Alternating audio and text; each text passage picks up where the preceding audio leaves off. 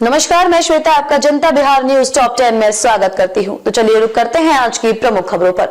पूर्व मध्य रेलवे के deputy COM Sunil Kumar Gandhi गिरफ्तार। हाजीपुर, पटना, मुजफ्फरपुर में सीबीआई की दबिश।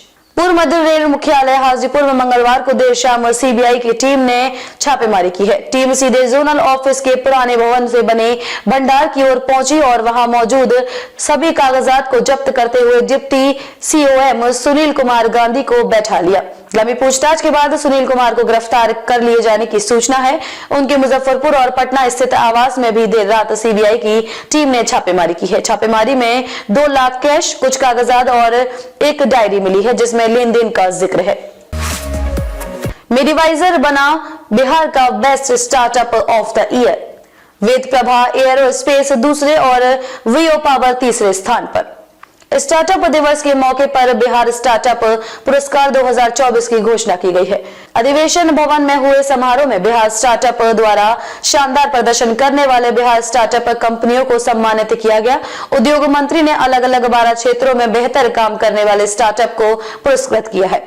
स्वास्थ्य क्षेत्र में काम करने वाले मेडिवाइजर प्राइवेट लिमिटेड को best startup of the year का पुरस्कार दिया गया है। कंपनी के संस्थापक नीरज कुमार झा ने उद्योग मंत्री से सह पुरस्कार प्राप्त किया है। कृषि ड्रोन बनाने वाली कंपनी वेद प्रभा एयरोस्पेस लिमिटेड उप विजेता तथा ई व्हीकल बनाने वाली कंपनी वीरो पावर प्राइवेट लिमिटेड तीसरे स्थान पर रही है। वेद प्रभा एयरोस्पेस के संस्थापक मनीष दीक्षित और वीरो पावर के संस्थापक रजनीश कुमार ने यह पुरस्कार ग्रहण किया है।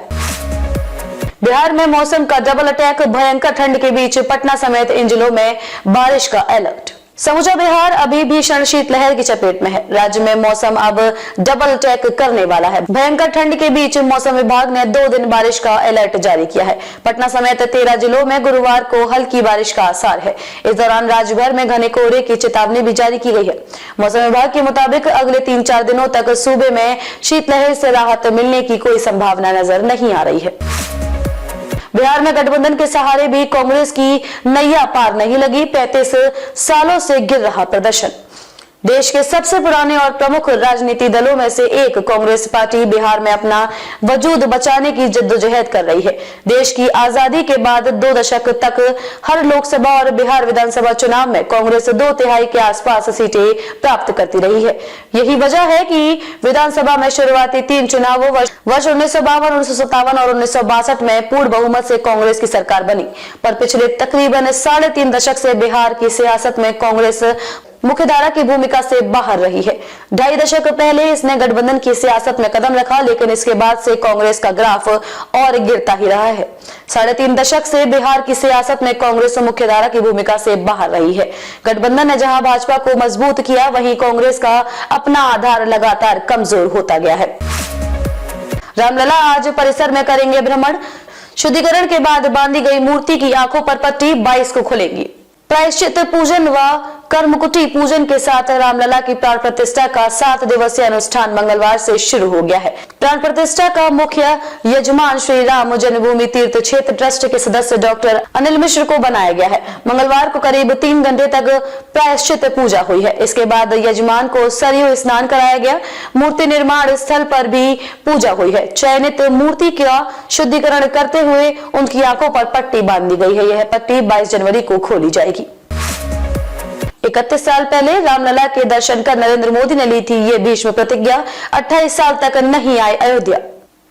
11 दिसंबर 1991 को शुरू हुई कन्याकुमारी से कश्मीर तक की एकता यात्रा के दौरान नरेंद्र मोदी 14 जनवरी 1992 को अयोध्या आए थे। विवादित ढांचे में स्थित रामलला के दर्शन करने के दौरान नरेंद्र मोदी ने भीष्म प्रतिज्ञा ली थी। इसके बाद वो 28 साल तक अयोध्या नहीं आए। पीएम मोदी की एक प्रतिज्ञा भी अब साकार रूप लेने जा रही है।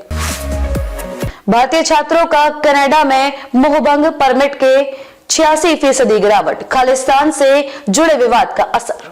भारत और कनाडा के संबंध पहले जैसे नहीं हैं। निज्जर की हत्या के बाद कनाडाई प्रधानमंत्री जस्टिन ट्रूडो के बयान को लेकर भारत ने कनाडा के साथ राजनयिक संबंधों पर बड़ा रुख अख्तियार किया है। दोनों देशों के द्विपक्षीय संबंधों में शिक्षा भी अहम भूमिका निभाती है। बड़ी संख्या में भारतीय छात्र पढ़ाई करने कनाडा जाते हैं। ताजा घटनाक्रम में भारतीय छात्रों का मोहभंग होने की बात सामने आई है। रिपोर्ट के मुताबिक कनाडा के अप्रवासन मंत्री मार्क मिलर ने कहा है कि भारत से आने वाले छात्रों की संख्या निकट भविष्य में बढ़ेगी। इसकी संभावनाएं क्षीण है। लोकसभा चुनाव में विपक्ष को मात देने के लिए भाजपा का बड़ा प्लान, 10% वोट बैंक और छोटे दलों पर फोकस। लोकसभा चुनाव 2024 में भाजपा पिछले लोकसभा चुनाव की तुलना में 10% वोट बढ़ाने की ताकत लगाएगी। पार्टी ने नए मतदाताओं के साथ फ्लोटिंग मतदाताओं को साधने की रणनीति बनाई है। मंगलवार को नई दिल्ली स्थित भाजपा के राष्ट्रीय मुख्यालय में हुई पार्टी की बैठक में गृह मंत्री अमित शाह और राष्ट्रीय अध्यक्ष जेपी नड्डा ने क्लस्टर प्रभारियों को चुनाव का रोड मैप सौंपा है। झारखंड में आज एक बार फिर से ईडी की छापेमारी। सुबह सुबह धनबाद के कोयला कारोबारियों के ठिकानों पर बोला धावा, पड़ताल जारी। ईडी की टीम आज सुबह सुबह धनबाद पहुंच गई, जहां जांच दल ने धनबाद के कोयला कारोबारियों के यहां पर धावा बोला है। इसमें कोयला और होटल कारोबार से जुड़े दीपक पोद्दार और अनिल गोयल शामिल हैं। इनके ठिकानों पर ईडी के अधिकारियों ने छापेमारी की है। ईडी की टीम दो वाहन से मौके पर पहुंची और ये सभी बिहार नंबर की इनोवा वाहन से आए हैं। ईडी की कार्यवाही में झामुमो में बौखलाहट। प्रदीप वर्मा का पार्टी के आक्रोश पर पलटवार, कहा इनके नेता के पास जवाब नहीं। ईडी की कार्यवाही को लेकर सत्तारूढ़ झारखंड मुक्ति मोर्चा झामुमो के कार्यकर्ताओं में आक्रोश है। झामुमो महासचिव सह प्रवक्ता सुप्रियो भट्टाचार्य ने ईडी को गंभीर परिणाम भुगतने तक की चेतावनी दी डाली है।